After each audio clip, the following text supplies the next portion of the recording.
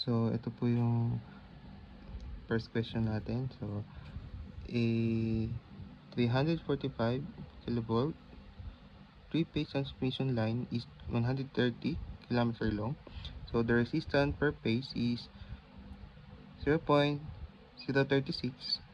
ohms per kilometer. And the inductance per phase is 0.8 mH per kilometer.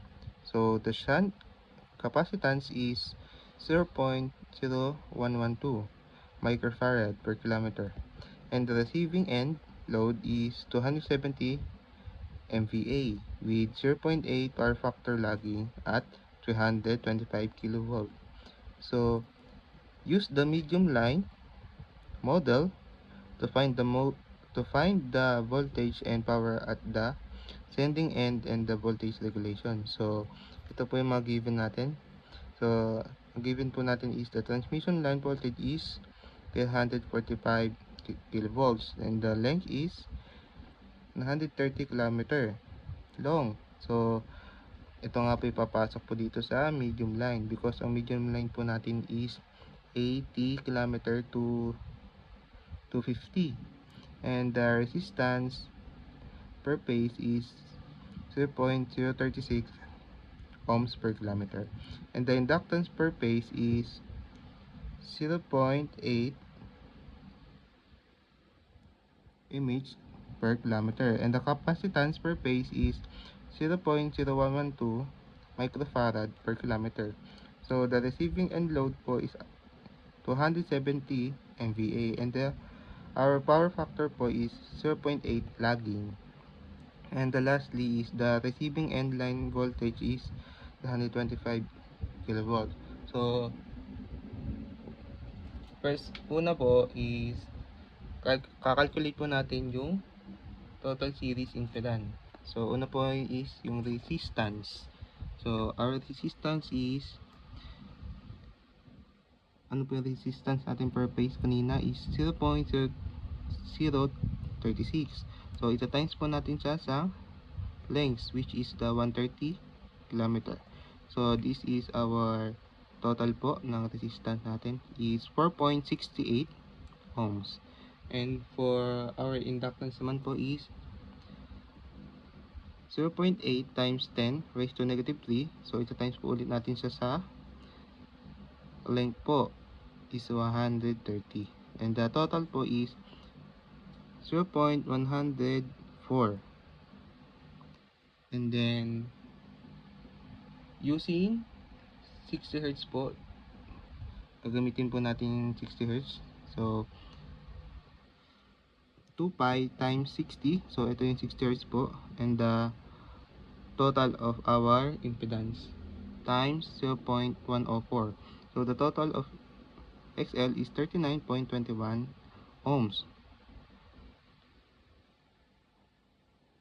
So therefore po is pag pa-plus po natin yung dalawa which is ito. So our resistance po is ito 4.68. So pa-plus po natin yung X natin which is this 39.21 ohms. So ito po yun And the magnitude po ng Z is square root po natin siya. Square root of 4.68 squared plus 39.21 squared. Square root. So this is the total po is 39.49 ohms.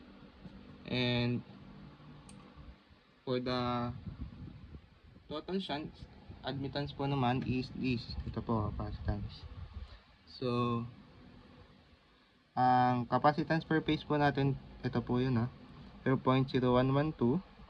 So ito times po natin sa 10 raised to negative 6 and the length which is the 130. So the total po ng C natin is 1.456 times 10 raised to negative 6 farad. And our admittance naman po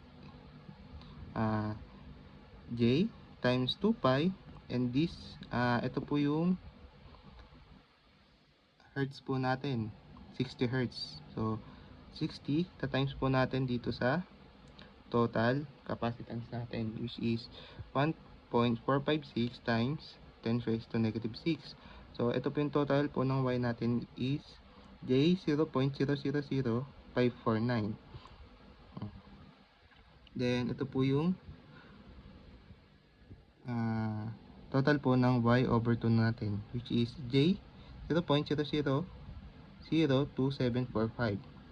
And for the receiving and phase voltage naman po, this is ito po. So, i-divide po natin siya sa square root of 3. So, 325 over square root of 3, which is 187.64 kilovolts. And ito po, kunin po natin itong reference. Bilang reference po itong angle 0, which is ito po yon yung 187.64 angle 0. And for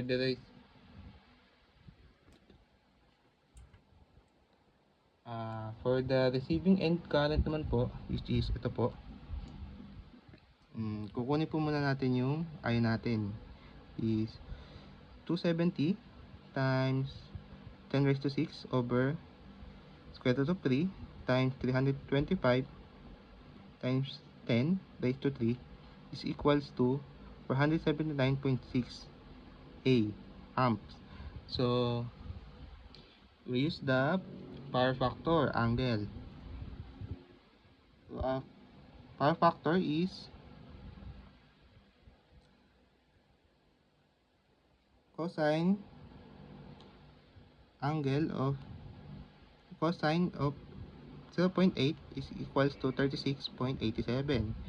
So, our I naman po, this total I is equal to 479.6.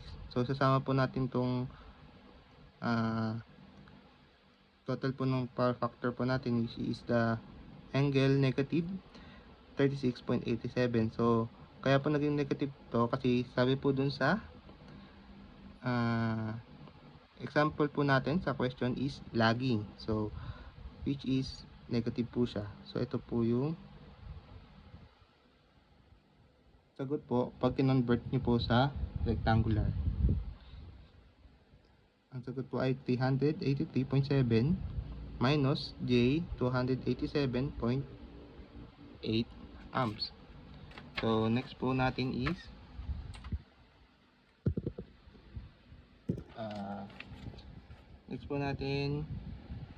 the ABCD parameters for nominal. So, una po natin kukumputin is our YC. So, ang Y po natin is 0.000549. So, tatimes po natin siya sa J, total po natin J kanina is 4.68 plus J 39.21. So, ang sagot po dito is 0.02153 plus J 0.00257.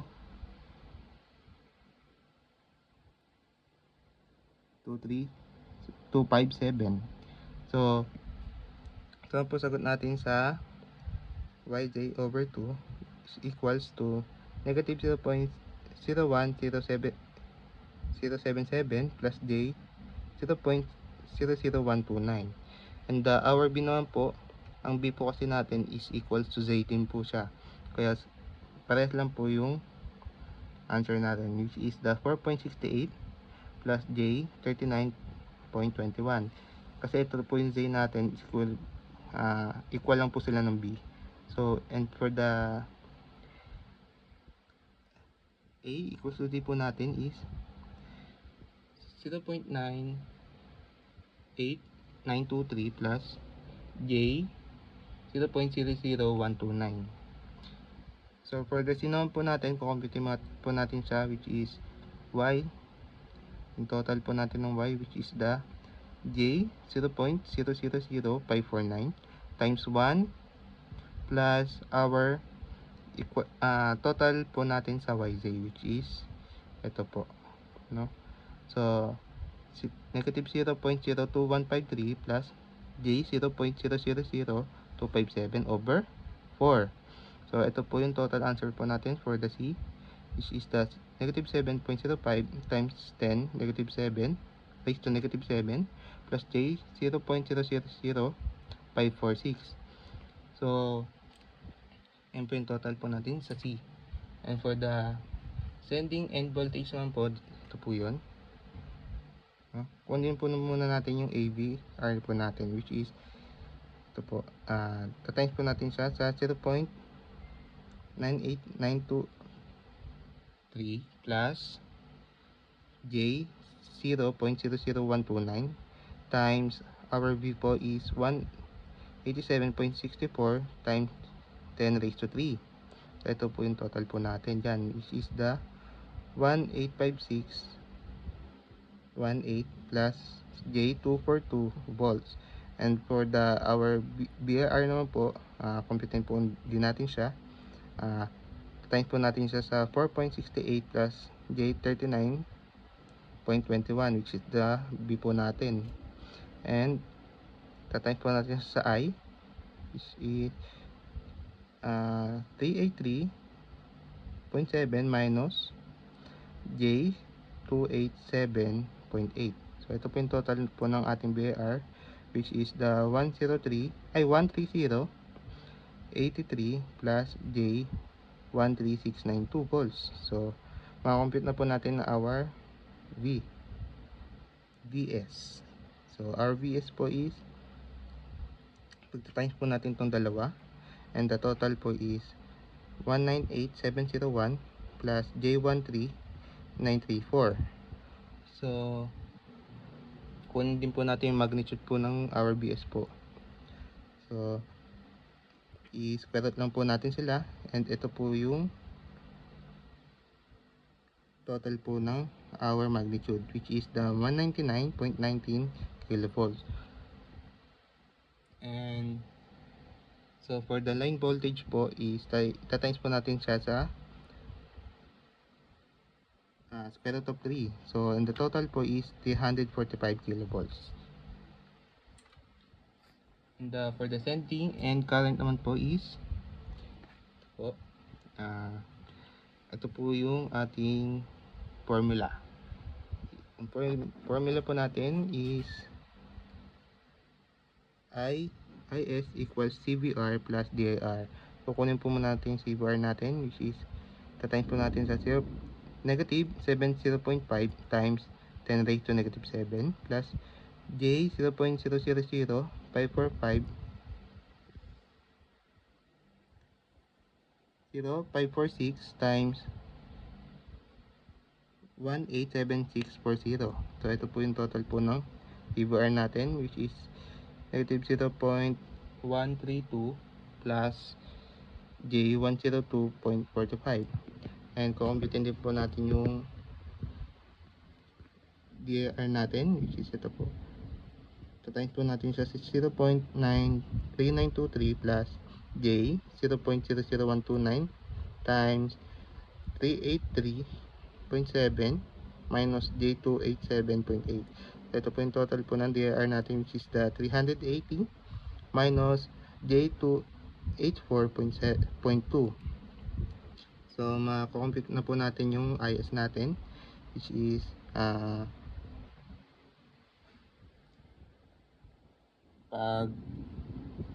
pagpaplasin po natin itong dalawa. So, ito po yung sagot. Total answer po is 379.9 minus J181.8. And this is the magnitude po ng IS natin, which is the 421.2 amps. So, next po is the sending and power po natin. This is ito po yun. Ito po yung formula ng sending and power po natin. So, square root of 3, times po natin sa total po ng BS po natin, which is 345 times 10 raised to 3 times the IS po natin is 421.2. So, the total po is ng S po natin is 251.7 MVA. And percent VR po natin, ito po yung formula. Magnitude BS minus magnitude VR over magnitude VR times 100. So, ito po, i-substitute lang po natin siya. 345 minus 325 over 325 times 100 is equals to 6.15% po ng ating VR. Ito po yung mga final answer po natin sa number 1. Problem 1 po.